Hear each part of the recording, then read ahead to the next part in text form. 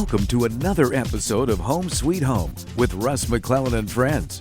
Here's your host, Russ McClellan. No matter where you're at or what you're doing, I appreciate you tuning in to Home Sweet Home with Russ McClellan and Friends. And I have a couple friends today. At least I hope they're my friends. One never knows in the post-land of COVID who is your friend and who is not your friend. You know, this is going to be an interesting show because I have a couple young men. One of them I know pretty well, at least better than the other one because he's my son. So one would hope that I know, but at times, you know, with your own kids, you often wonder, do you really know your own kids? Because as they grow up, sometimes we as adults don't grow up, and we like to look at kids as kids. So, hey, good morning, guys. Morning. Yeah, so Connor Stevens, Mason McClellan. I thought it'd be a fun show today to talk about all of our hometowns, and we have something in common. The Stevens family's been around a couple days. What is it, 4 or 5 generations? Yeah. Something like that. Yeah. And then our family, the McClellan family, has been around the Lake Chelan Valley for essentially, Mason, you are the 5th generation of McClellans. Yeah. Your great-grandmother, Daisy Grimes, actually homesteaded in Manson.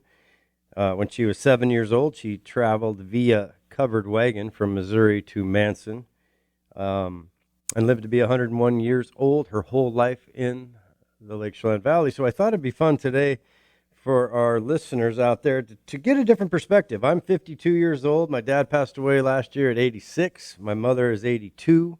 My grandmothers, Mason's great-grandmothers, passed away at 101, like I said, and Hazel Hodgin passed away at 90, almost 99. So the women live a long time. The men tend to drink and fight too much. We don't tend to live as long. But my dad had a good run, 86 years, and he did good. So, Mason, I thought we'd just talk about, from your perspective growing up in Lake Chelan, and I'll do the same with you, Connor, in the next segment. Like, tell me, what I thought you'd do is break this into 3 things. Kind of, what was it like growing up, and where you're at now, and what you've been doing the last 4 or 5 years to get where you're at now, and then where do you think you're going, and where do you think the town's going? And I think there's a lot of people interested in where our town's going. Hot little topic right now with so many people moving again at a level that I would politely call an invasion. In the nicest sense of the word, right? Like, I'm not trying to be mean. I'm just saying, hey, it's a nice place. People want to move there, and they are moving there with tech. So, Mace, tell me what your childhood was like. Well, from talking to you and hearing all the stories I've heard from you from your Manson, old rusty days down in Manson High School, I don't think it's a whole lot different, just on a different scale.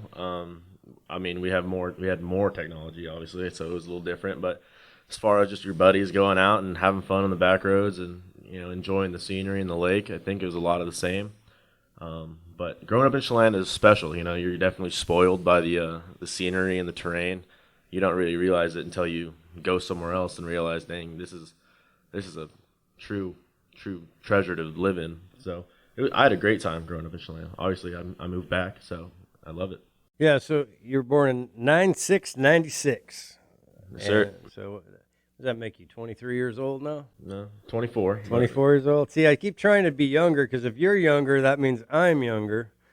So I intentionally have bad math when it comes to my age. You know, the good news about me, Mace, and you know this, when you go bald early and you're in business, it's kind of a skill set because all of a sudden people take you more seriously because they think you're older.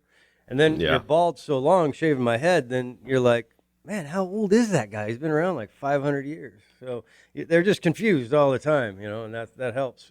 But yeah, I think you're right. I mean, there was a major difference between the way you grew up and kids generally, especially nowadays, than what I did. You know, your grandma and grandpa, my mom and dad, were married 65 years. You were 5 years old when your mom, Grace, and I got a divorce. And so that started a different adventure. So from that perspective, maybe for people out there that are, you know, it's pretty common now, you know, over 50% of us tend to get divorced and very few of us tend to think we're going to. So what was that like growing up where you had to go, we did every other week back and forth, and you had mom and dad, your grandma and grandpa there as kind of the rock. Describe what that was like. Well, I was really young, so I remember, I think, when it happened, but I don't really remember much else of it. But I mean, growing up, it was just kind of normal. I was so young, and I think it was just so normal to me that it wasn't bad. I started off week here, week there, week here, week there, and I think as I got older, getting into like middle school, high school, we ended up doing like 4 or 5 months here, 4 or 5 months there. It just kind of went more naturally, other than pack your bag every week. I think that was a lot more healthy, a lot more natural. You just kind of get to spend more time with each person. And it's not like we lived in that far. The other side of Chelan's about 3 minutes away, so it wasn't bad at all.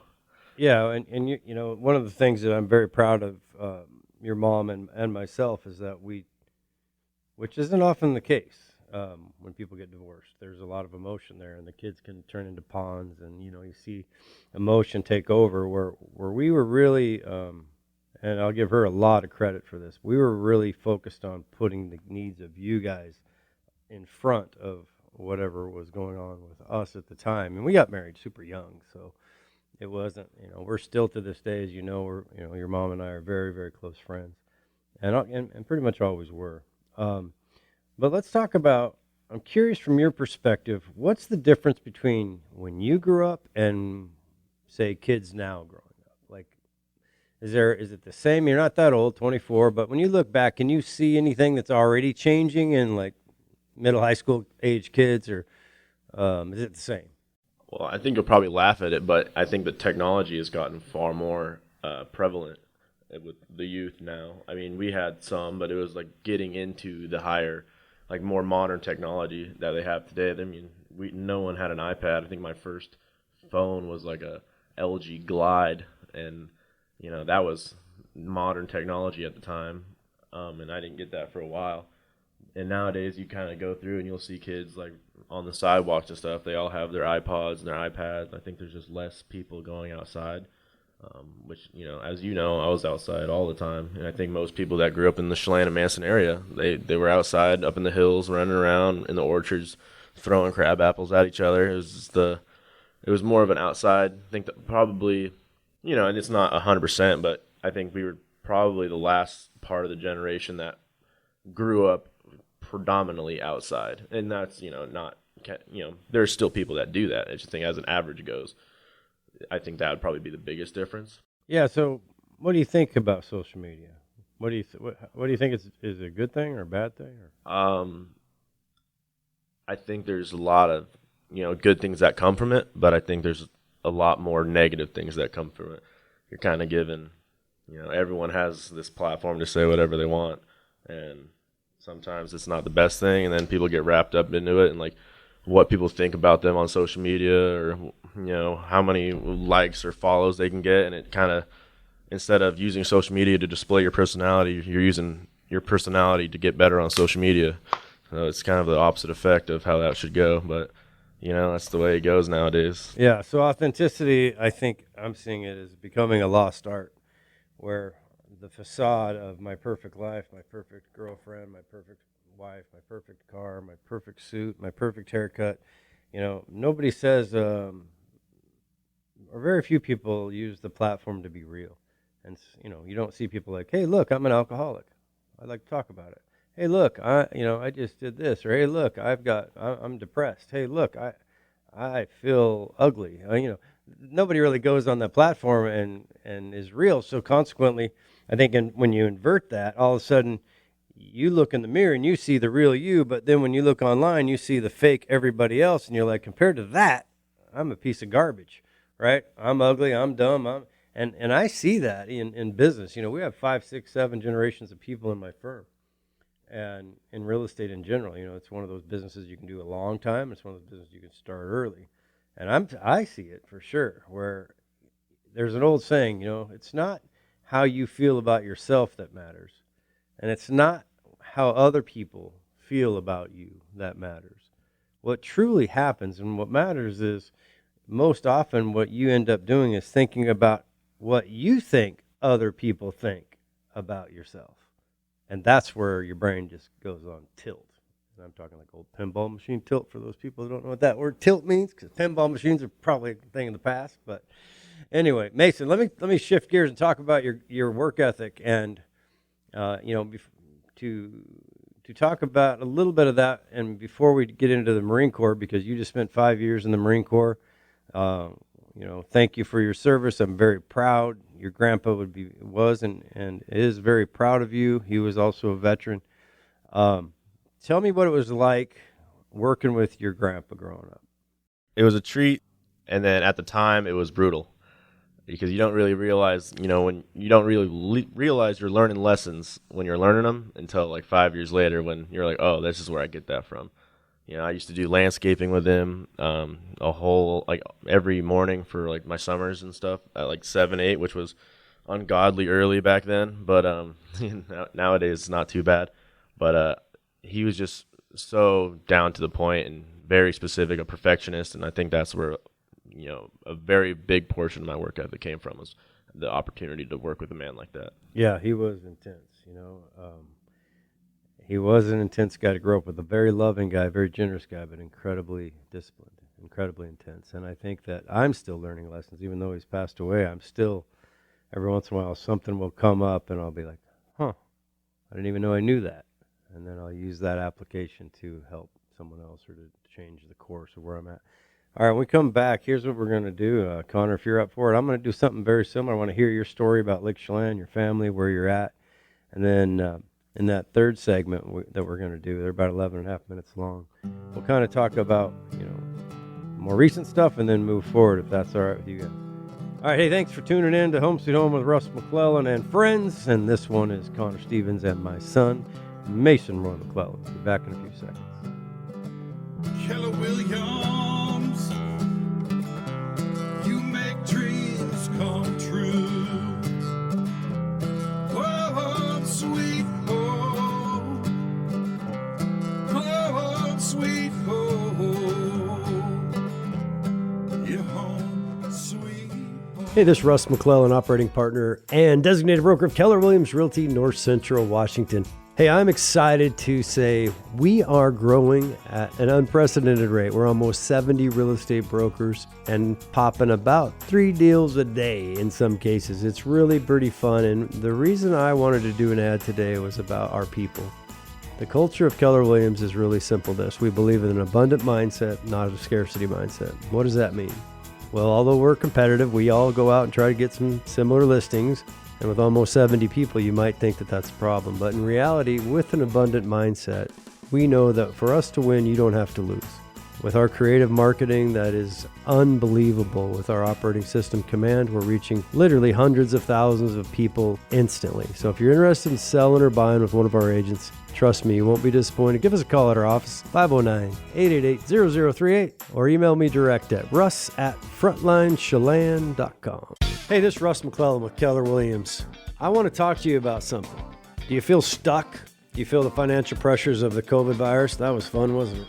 I'll tell you what, real estate can be a game changer for you, and I'm here to help you. If you want to give me a call at 509-888-0038, I want to talk about your life and getting unstuck. We are growing rapidly. We're the fastest growing real estate company in all of North Central Washington. Give us a call. I want to help you. 509-888-0038. You're listening to Home Sweet Home with Russ McClellan and friends. And here's Russ. Hey, welcome back to Home Sweet Home with Russ McClellan and friends. I got a couple of guys here, a couple of really good young men in our hometown of Lake Chelan Valley that grew up there. One's my son, Mason McClellan. We're going to talk to you, Mason, in the third segment a little bit more about what you've been doing lately. But I thought we'd talk about, we're talking today about kind of growing up in small town America and how things changed. So I got Connor Stevens. How you doing, Connor? Good. Good. I grew up with your mom. She was a little older than I was, but your aunt, who sadly passed away when she was 19, was just a couple years ahead of me, so we were pretty close friends in school. And you were raised, also you're fourth, fifth generation. Tell me what it was like. You said off air that you had grown up in Manson, lived in Manson until about sixth grade, and then you kind of transferred to Chelan. But generally speaking, about growing up in the Lake Chelan Valley, what does it feel like to you, or what did you like or what did you dislike about it? Growing up in Chelan and Manson Valley, the summers were super enjoyable, and the winters kind of slowed down, but it was all the hometown locals during the winter, so we always found something to do, some hill to sled on, and a place to hang out in. But we kind of were overflooded with tourists in the summer, which is kind of how the town runs, so it's not that big of a deal. We got used to it, but growing up in the valley's been pretty fun. It's gorgeous. Everyone comes here for a reason, and people come back to it, such as me, and we don't like to leave. Yeah, it's funny because we often, in real estate, obviously, we're kind of on the front edge of meeting new people, and quite often, over my 32-year career in real estate, which is kind of a weird thing to say, in the same town, is that I met a lot of clients that have become good friends of mine, but the migration from the west to the east is at an all-time high with technology, as Mason talked about it earlier. We're dealing with technology at a level now that essentially there's a percentage of people that used to have to live in Puget Sound that can now live anywhere, and a percentage of those people are choosing the Lake Chelan Valley, and they can work from home and make the same amount of money they used to have to live in Puget Sound to make. And when you think about 4.2 million people that live in Puget Sound, wonder why it's busy. Well, people like it. And so it's funny from your perspective, guys, what I hear is, God, people, moving over to our town, and quite often it's happened to every town that's ever grown. People move there, and then for whatever reason, a lot of them tend to try to get back to where they just left. And so it's kind of this funny dichotomy where I'm going there because I like it, but then I'm going to try to change it and get it back to where I just came from. And that's a fascinating So, I don't really know exactly why that is, because it doesn't seem to make sense. But when you were growing up in school and you did sports, that's pretty big time, because one of the nice things, I think, for me especially, growing up in a small town, being able to play all three sports or just do stuff that maybe otherwise, if you're in a huge school, you wouldn't be able to. Did you enjoy that growing up? Yeah, being a 3-sport athlete year-round is quite enjoyable. I do have friends who went to larger schools, and they did not have the opportunity. They were single-sport athletes, which they could focus on, but being able to play all of them and enjoying all of them, like my friends around me at the small school, it definitely was one of the better perks of living in a small town. Yeah, and the camaraderie that you develop, whether it's football, baseball, track, basketball. And then you went on and you were also didn't you go to training into water? Yeah, I wakeboarded at Central Washington University. That's actually a thing? It was a sports club, but we went down to California a couple times. Oh, that sounds like no fun. It was no fun at all. No bikinis, no. Nothing. No beer, probably. No. Yeah, it's funny. When I went to Central, I think I was the first person that ever, I convinced the Frontier Tavern owner to let me use my student loan as collateral for a tab so I could be cool when I walk my friends in there. Sounds like a good time. Yeah, right. Yeah, the Super Mother Burger at the tab right next door. I still think about that thing. Yeah. They're pretty good. Yeah, they were good. I love Central. Yeah. And it's funny because you can excel at things, right? And one of the things I think small town teaches people is that to go for it, right? And it's okay to not be perfect. There's an old saying, done is better than perfect. And what I see happening in a lot of people these days is that they're so afraid to fail that they just never quite get started. And their own mind, that story we tell ourselves over and over again, which about 98% of it's not true. We worry about the future, which very rarely comes true, and all the things that can go wrong. And I'm not sure. My dad used to say the same thing to me, and I say the same thing to Mason. And I don't know if as you just get older that you just start climbing uphill both ways, 3 feet of snow to school, I don't know if that just happens. But now your family was also just like ours, was in apple farming, right? Yeah. Yeah, and still doing that to this day. Yeah. Yeah, that's hard, right? Because we got out in the late 90s, and my dad started working more with real estate, but we were partners for 30 years, and I know your mom and dad are very, you guys have a close family, and Yes. When you think about that, you said something that was interesting to me, and Mason said the same thing. You want to come back. Mason was going to the Marine Corps. You went to school. And where'd you you graduated from Central? Yes. And what was your plan at the time? My degree's in actuarial science, so I plan to utilize that a little bit in most likely the Seattle area, but with COVID and some change of events, currently not on that path as of now. Yeah, and it seems to me that's pretty common these days. There's a lot of people that I think the average right now is people change careers 7 times. Yeah. It's just this mobile world versus you take my dad's era. You go to work at a factory or you go to work at wherever you work and you do it for 40 years and then they give you a watch. Yeah. It's like, hey, thanks, appreciate it. My whole life, great. Timex keeps on ticking. And then Mason, you went away in the Marine Corps, and we'll get into that next 7 or 5 years, and then you wanted to come back. And it is interesting to me that so many times to have the courage to change, and, what do they say? The definition of insanity is doing the same thing over and over again and expecting a different result. So we often don't, we feel committed because we went to school to get something. I got a finance degree from Central. And, last job I had, I think, was in 1986, right? Yeah. But whatever you did is going to help you, right? The experience Mason did, shooting a 50 cal out of the back of a V-22 Osprey is probably not something you're going to do every day, but you probably will learn something from that. Definitely. Right? And I think that's the exciting part about having courage is to just press forward, right? And no matter how hard things get or how hard you have to struggle, you're sitting here, so you obviously got through it, right? And that's the thing. So often people don't realize that when they're facing their fears, it's really just perception. It's a story that we're telling ourselves. So I'm excited to hear, 2 guys growing up in small town America, and what you think. What do you think? I'll just start there. What do you think the town's going to look like 5 years from now? We're building 10 houses a week, it looks like. So I just think it's going to keep expanding. Can't really blame people for moving over here because, there's a reason my family did it a couple 100 years ago, and now everyone else wants to do it. So I think it's going to keep expanding. The sad part is the winters are going to be dead.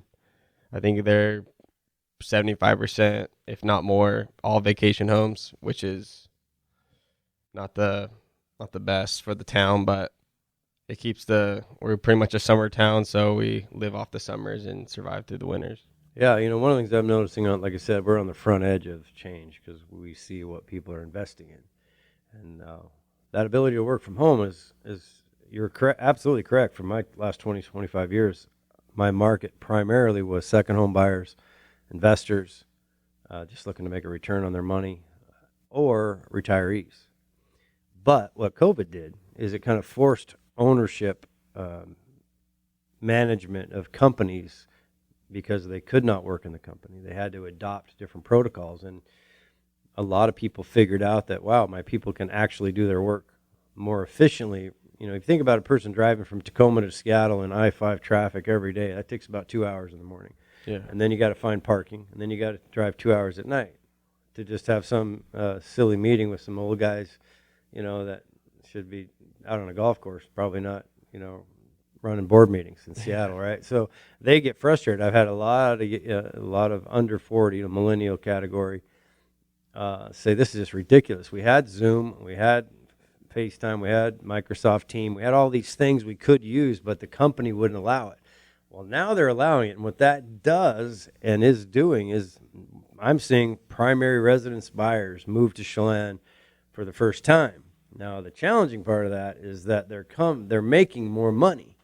So just the quantum leap between a job in Central Washington versus working at Microsoft or Amazon or a number of other companies that have a world stage online, they just make more money. And when you make more money relative to the people that currently live here, it's like my dad used to say in a bar, don't be careful how tough you are, because there's always how tough you think you are, because there's always somebody tougher in real estate, be careful what happens or what you think, because there's always somebody richer. And if you only have a finite amount of supply and an infinite amount of demand, sometimes you drive till you qualify. Right. Anyway, hey, we'll get right back. I think this is kind of fun. It's a little bit different for us to talk about two guys growing up in Chelan and Manson. And when we come back, we'll get a little bit more about where they're going next. Thanks for tuning in. Keller Williams, you make dreams come true. Home sweet home, home sweet home. Hey, this is Russ, McClellan, operating partner and designated broker of Keller Williams Realty, North Central Washington. Hey, I'm excited to say we are growing at an unprecedented rate. We're almost 70 real estate brokers and popping about 3 deals a day in some cases. It's really pretty fun. And the reason I wanted to do an ad today was about our people. The culture of Keller Williams is really simple this. We believe in an abundant mindset, not a scarcity mindset. What does that mean? Well, although we're competitive, we all go out and try to get some similar listings. And with almost 70 people, you might think that that's a problem. But in reality, with an abundant mindset, we know that for us to win, you don't have to lose. With our creative marketing that is unbelievable, with our operating system Command, we're reaching literally hundreds of thousands of people instantly. So if you're interested in selling or buying with one of our agents, trust me, you won't be disappointed. Give us a call at our office, 509-888-0038, or email me direct at russ@frontlinechelan.com. Hi, this is Russ McClellan, designated broker and operating partner of Keller Williams Realty NCW. You know, we have almost 70 agents and growing rapidly. We're almost a legit company now with over 2.5 years experience. The good news is this: if you're thinking about changing your life, my goal and my mission to you is to help you transform the life that you deserve and that you want, using real estate as the vehicle to do that. What does that mean? Well, it means whatever you want it to mean. If you want to work part-time, I'll show you how to do it. If you want to work full-time, I'll show you how to do it. And I'm also willing to show and demonstrate our commitment to you and our conviction to our company and transparency by giving you any of the numbers of any of the 70 people that work at Keller Williams. We're a family, we care about each other, and we care about you. So if you want to change your life, you want to get into real estate and have some fun, let's get together and talk. 509-888-0038. Give me a call anytime. You can also call my cell phone at 509-470-2416. You're tuned to Russ McClellan and Friends on the real estate show Home Sweet Home. Let's get back to Russ. Hey, welcome back to Home Sweet Home with Russ McClellan, Connor Stevens, and Mason McClellan, my son. Mason, ex-Marine. You're never really an ex-Marine, I hear. You're always a Marine. Yep. Yeah. So tell me why. I remember this. When you were growing up, I found it the other day because I'm going through all the storage, mom and dad, you know, all the storage units stuff. And there was a little piece of paper when you were in the 3rd grade. It asked the kids, what do you want to do when you grow up? And most people were doing like, I remember this, and I talked to your mom about this too, and she remembers it the same. They wanted to be firemen or football player or something like that. They had three choices, and yours said in like 3rd grade handwriting, Marine, Marine, Marine. Yeah. So what do you think that was from your grandpa being in the Korean War, or what do you think that was from? Probably that early. It was probably just grandpa, and then we have cousins and stuff that were all in, Yep. and I think the respect that we all had for the military and the family, I think that kind of drove it from when I was that young, and then eventually.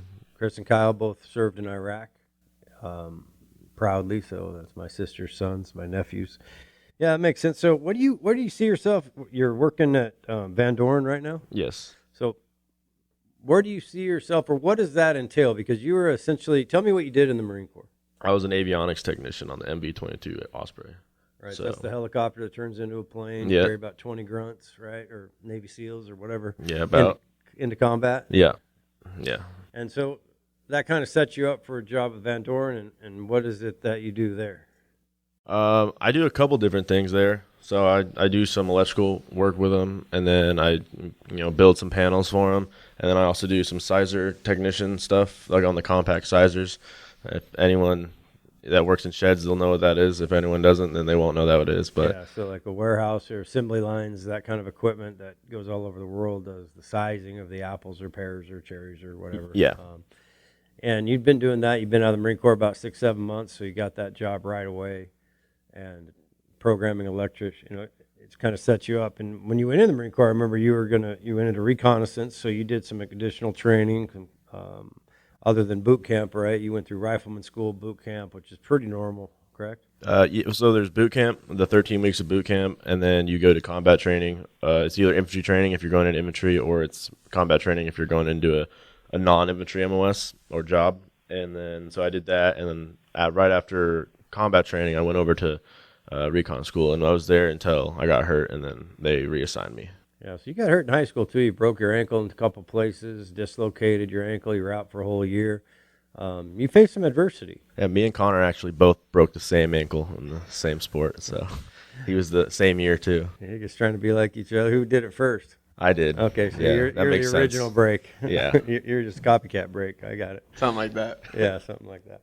So where's Mason going to be in 5 years? And it's not a trick question because I don't even know where I'm going to be in 5 years, right? I mean, even though I've done the same thing for 3 decades, life is changing, right? And one of the things I love about you facing adversity like you did is that you overcome it. And I think I'm curious with both of you. I look at the younger generation maybe with a prejudice that like this. My dad and your grandpa and your dad, Connor, were, especially your grandpa and my dad, they were tougher people. Like, I think just generally speaking, people were tougher. You can't imagine people saying, I'd like a gluten-free biscuit on the trail, right? Like, that's probably not something they said. They're like, oh. Not often. Yeah, you don't feel good? Well, we're going to leave you on the trail because we're moseying on and we're worried about other problems. So do you feel kids are just softer already? Like you're 23, 24 years old? I'd say as an overall, probably. But I think there's some outliers out there. When you grow up in small town kids are usually out in the dirt, messing around, I think if you compared someone from like Waterville and then someone from downtown Bothell, they're probably going to be or Los Angeles or Miami, or like New York City. So just wherever you're surrounded by, I think has a big deal to do with it. Yeah, and so growing up in real estate, you heard me give a few speeches to you, probably. Yeah, a couple. Tell me what that was like. Well, going back from practices and games and like sports games, I'd heard about the economy every day. I heard the supply and demand spiel about 1 million times before I was 13. So, I mean, I really had it down growing up. Talking about real estate, was never even in real estate. Yeah, so you kind of got dad who said, get your butt out there and work and don't eat lunch and don't drink water because you got to pee too much. You won't get enough work done. To me, talking about, the economy, here's where you are, here's where you need to be. What's one thing you can do today to get where you want to be? What's one thing you can stop doing today to get where you want to be? Constantly reevaluating. So it's unique to see you guys now. I'm very proud of both of you, and I know you're all going to have great futures. Now, Connor, you have an actuarial scientist degree, and I don't know, for people who don't know what that is, that's if I can describe it, I think it's where you're the guy that determines what my insurance rates are going to be and what the probabilities of me killing somebody at 15 or something. Correct. Right. Yeah. So, yeah, and that's a wild mathematical, that's a high degree. Yes. It's not an easy thing to get. No. Especially for guys like me that take pre-calc twice. It's probably not what I should do. So now you're an entrepreneur, right? And when I said earlier in this show that I hadn't had a job since 1986, that's what I meant, because I've been self-employed since then. I've been bankrupt. I've been wealthy. I've been bankrupt, wealthy. Yeah. I mean, it's like this crazy thing, and you got to have this persistence to get there. So you just opened a cool business, which is something you've been working in for other people for a while, right? Sunrise Watercraft Rentals. Yes. And what's the game plan there? I bought a pontoon boat, and I'm renting that out on Lake Chelan, and I plan to grow in the future, but starting off small, and I've worked in the industry for the past 8 years. Right. So in summertime, and then you went to school at Central when Yes. you were wakeboarding, and so that's being on the water has just been part of your programming. Yeah, born and raised. Yeah, right. So sunrisewatercraftrentals.com is the website. And, one of the things that's what would be the most, if you had to like, what are the top 2 challenges in that business from your 8 years experience? Most likely dealing with harsh customers is one of them, and keeping them happy. And then you obviously have the breakdowns and the damages. I'd say keeping that's your assets when they go out of commission for a while. That's right. I bet that's difficult. A high insurance game. Yes. Like as an actual scientist, you're probably trying to figure out ways to get that down. Oh, most definitely. That's probably a degree that would help you in every business, actually. Understanding probabilities. You know what I remember from statistics is like just the basic stuff. When you flip a coin 49 times and you get heads 49 times, what are the odds of the 50th time being heads? And how many people go 50-50 or 100% is going to, this time it's going to be like, yep. Like you probably are pretty good at roulette too, I would imagine. Yeah. So when you're, would you say it's important to figure out systems? Because systems in real estate, if you're going to scale something like I had 10, 15 people at the most for most of my career. Now in the last 3 years, we went to 80 agents, multiple locations. So what worked for me at 10 isn't going to work for me at 80. Yeah. And what's working for me at 80 isn't going to work for me at 200 necessarily if I keep growing. So as you've watched other people do it and learned from maybe some of their mistakes, I bet is that something you're thinking about as you're getting ready to scale? Yes, most definitely. I can see there's at each different level, there's different systems you got to work with and change and adapt to. And I thought about obviously got to trial and error. Yeah, one of the things I did in real estate wrong was we call it the FU of real estate, follow up. Yeah. Because nobody does it. It's like we spend most of our time trying to get new customers instead of working our sphere. And really, if a guy rents a jet ski or rents a boat from you 1 year, the odds are, if they had a good experience, they probably will again. Yes. But I can tell you this statistic that'll blow your mind in real estate. 78% of the people say if they've used a realtor the first time that they would use the same realtor, and only 12% do. Wow. That's because of the FU of real estate. Because 5 years later, they don't have the top of mind. So when they come back to town, it's my little nugget for you is to just stay in contact with them with a contact management program. All right. Know their birthdays, get their birthdays when they sign up, and then put them in it. You can do it all online now with different programs called CRM programs that will touch them for you. Yeah. With technology, right? So you have a pontoon boat, and I bet it is frustrating when you say this is the go button, this is the stop button, and when they come 5 feet from their little boat or jet ski and they instead of hitting the stop button or slow down button, they hit the go button and crash into the lake. Speed right up. Speed right up. A time or two. How many times have you had to jump out of the way of some dude doing 60 miles an hour? Plenty. And you just want to drown them right there on the spot. You're like, what do you not understand? So that's exciting. I mean, I bet, is it, as a young man, 24 years old, opening a business, hey, are you afraid? Are you confident? How are you feeling right now? Having experience in the industry gives a little bit of confidence. And then my dad, being an entrepreneur, I like the lifestyle, see the sacrifices and stuff he goes through and see all his challenges. And definitely nervous, but I always keep my head up and taking every opportunity as I can. Yeah, well, we're failing our way through life, whether we know it or not, right? Exactly. And just not giving up and being persistent really is the key. And, being an entrepreneur is hard. People think it's easy. It's not. You're every department. You're the marketing department, management department, accounting department. When you're a small business, don't have an assistant, you are the assistant. I mean, there's a lot there. But if you're looking to rent a pontoon boat and or just meet a cool guy from Chelan, call Connor. I'm going to give you the number, 509-679-4073, or go online, sunsetwatercraftrentals.com. Give him a call, have some fun this summer. Hey, guys, thanks a million. I appreciate it. Mason, I'm proud of you. I'm very proud of you. I'm very proud of both of you. Mason McClellan, Connor Stevens, thanks for coming on our show. Thank you. Thank you. All right, guys. Peace out. Keller Williams, you make dreams come true. Hey, this is Russ McClellan, operating partner and designated broker of Keller Williams Realty, North Central Washington. Hey, I'm excited to say we are growing at an unprecedented rate. We're almost 70 real estate brokers and popping about 3 deals a day in some cases. It's really pretty fun. And the reason I wanted to do an ad today was about our people.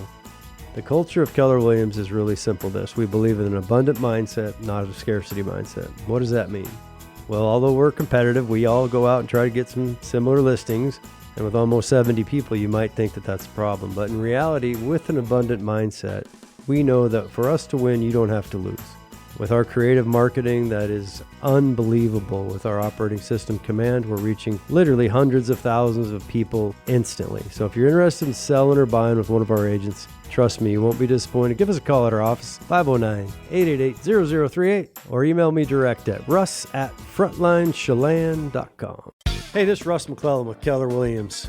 I want to talk to you about something. Do you feel stuck? Do you feel the financial pressures of the COVID virus? That was fun, wasn't it? I'll tell you what, real estate can be a game changer for you, and I'm here to help you. If you want to give me a call at 509-888-0038, I want to talk about your life and getting unstuck. We are growing rapidly. We're the fastest growing real estate company in all of North Central Washington.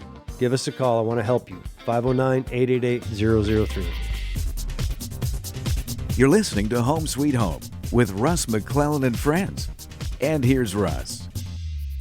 Hey, welcome back to Home Sweet Home with Russ McClellan and Friends. How's everybody doing?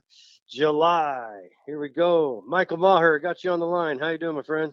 Doing well, just enjoying this heat, soaking it up. Yeah, isn't it funny about living in Central Washington? 4 seasons, just kind of like bang, it's cold, bang, it's hot. But I kind of like it.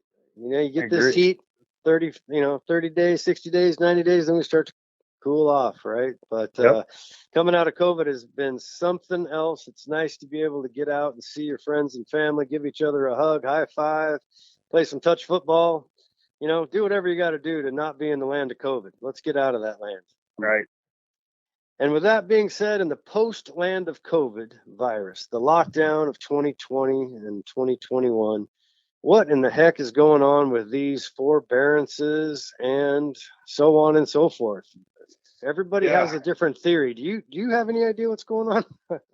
Yeah, so there's a lot of information out there, and I think the most important thing that people need to realize before we get into any specifics is just reach out to your servicer. Reach out to whoever you're making your payment to and discuss the options, because typically when COVID first started back in 2020, most people were given about a 15-month grace period. And as we were rolling into late mid 2021, those grace periods for forbearance are starting to come to an end. And for those that have gone that entire time without making a payment and don't have a plan in action to either start making those payments, or maybe they need to figure out if they need to sell and regroup. And it's just important to note that as things get back to normal, the vaccine has been rolled out, so on and so forth. The mask mandates are starting to really come into effect as far as being a lot more lenient and not necessarily requiring people to do that. And as these things continue to normalize and people, go back to the way things were, it's just important to note that you have these forbearances and that you're able to make sure you're not exiting them without a plan, because there's really no need in this market, as hot as it is as being a seller's market, to go into foreclosure if that's the case.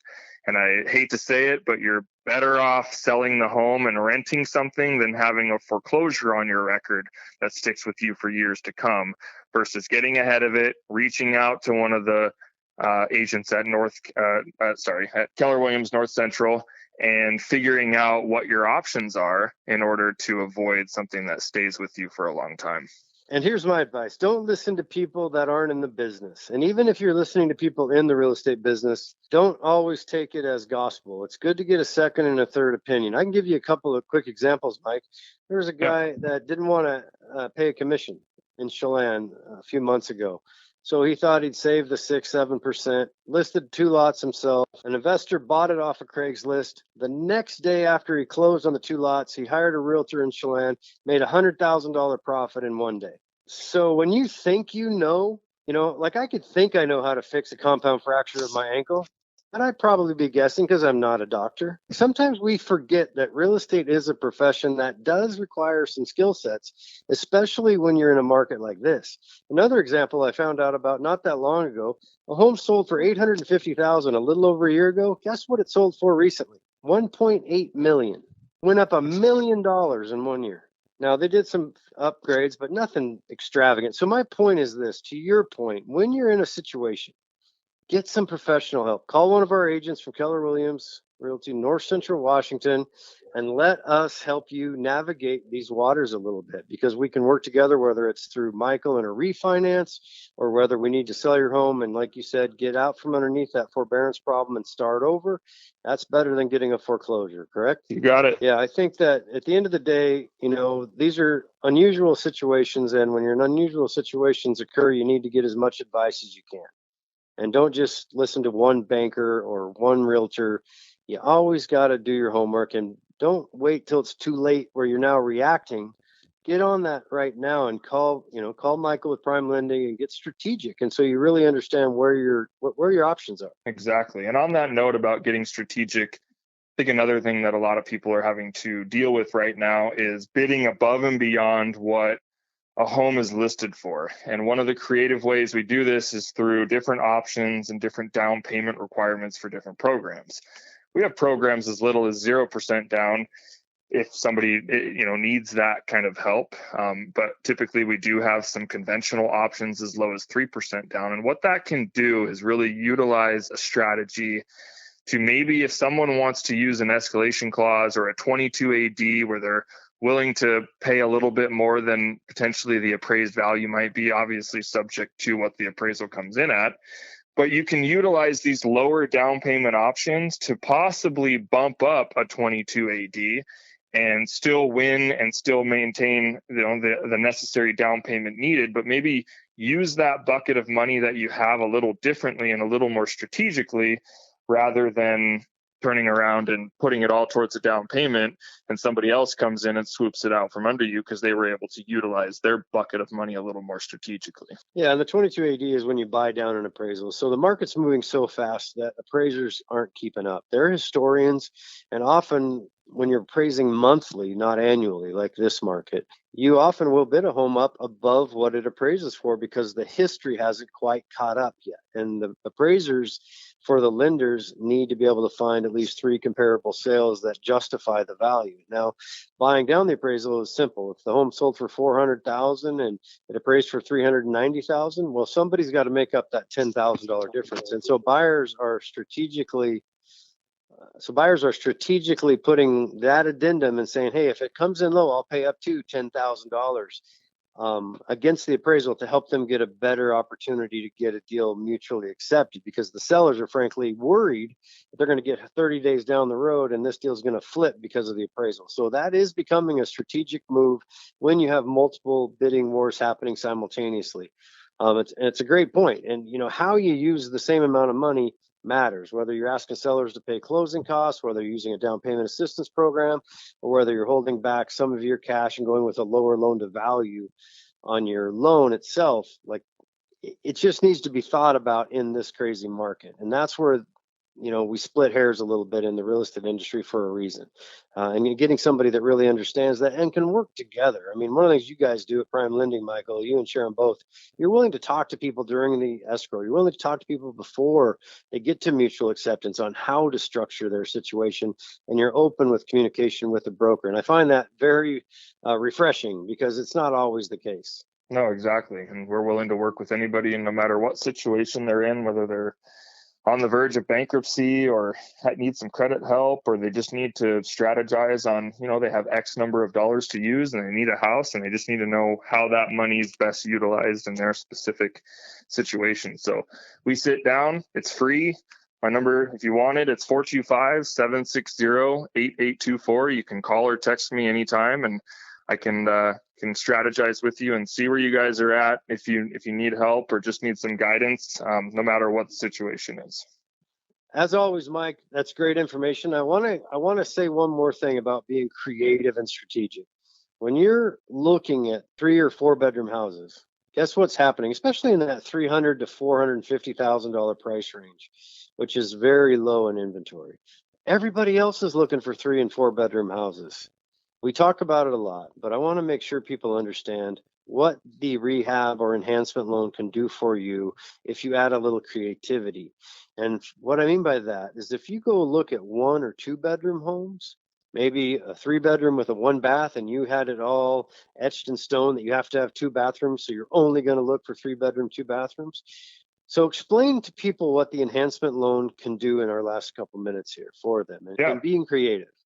Yeah, absolutely. Basically, in layman's terms, it's basically just a loan that allows you to finance in any of the work that you want to be done to the home. So let's just take if you're buying a home for $100,000 and you want to put $10,000 worth of work in, then it allows you to stack that $10,000 into the 100 for a total of 110, and that's your new loan amount, your new purchase price, quote unquote. And what it really allows you to do is get creative as far as doing repairs, updates to the home, adding a second, third, fourth bedroom, updating septic systems without having to fork over all that cash up front. And it allows you to maintain that so you don't have to turn around and, cash out a 401k or whatever it is and be creative in this market and see what nobody else sees. Yeah, come in and buy a house for less money because not that many people are looking at a 2 bedroom, 1 bath house, right? Well, you can turn it into a 3 bedroom, 2 bath house as long as you qualify for the complete package, the as is value plus the construction loan. You roll it into one.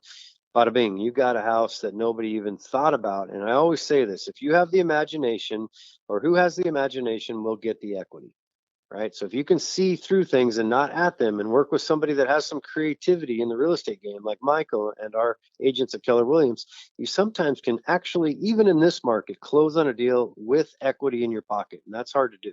Exactly. All right. Well, hey, thanks, Michael. Another great show. I hope everybody enjoys the sun. Get out there.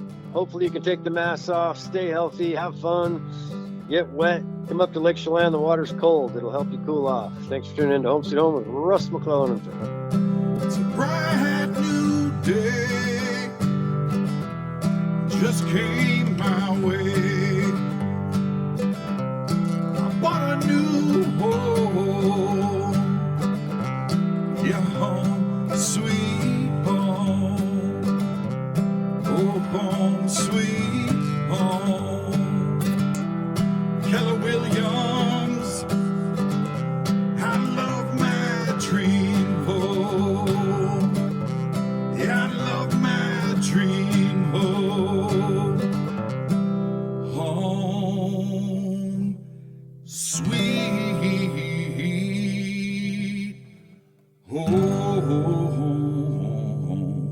The preceding program is sponsored in part by Keller Williams, PrimeLending, and Frontline Real Estate.